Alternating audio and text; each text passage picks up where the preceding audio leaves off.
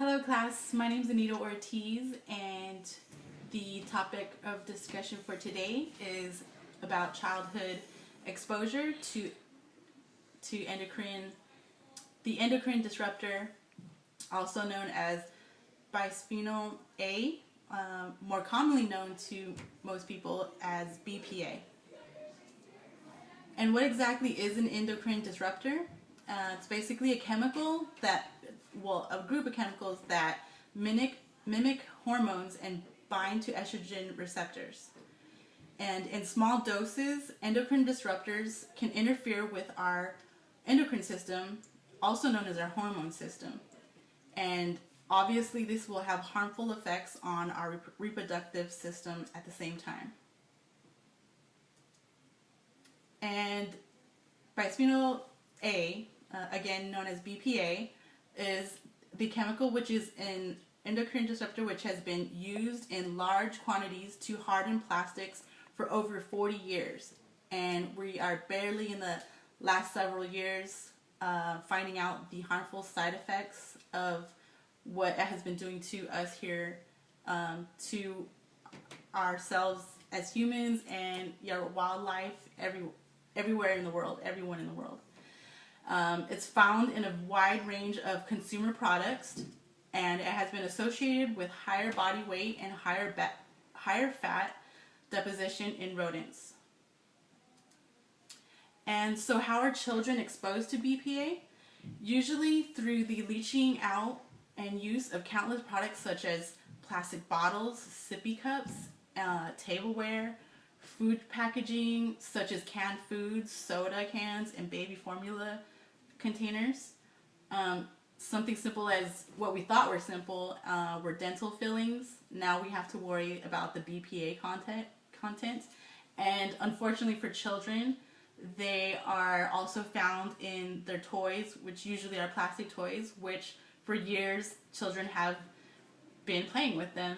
And unfortunately, they are causing side effects and harmful effects to our children, even today. And how BPA exposure affects our children, like I was saying, infants and children are most vulnerable to the effects of BPA.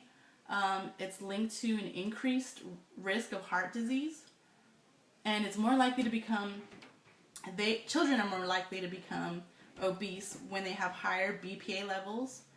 And also it increases their high risk of insulin resistance, which then leads to a higher occurrence of type 2 diabetes in children.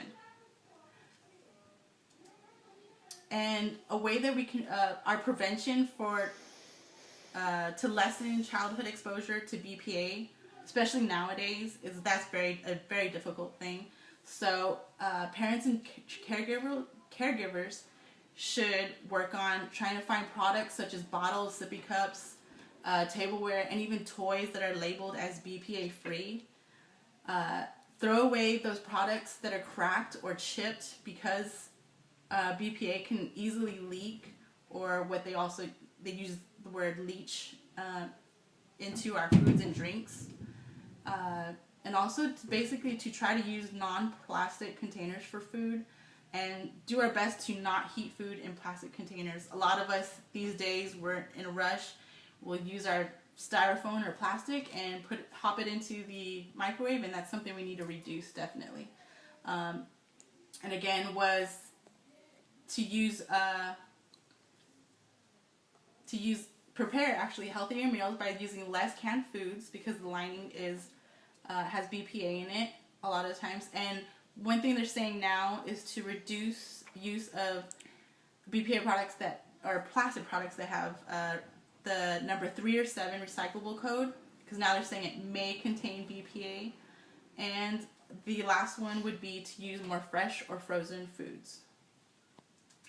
And here are my references, and that will conclude my presentation on the effects of BPA due to child exposure and the correlation with diabetes.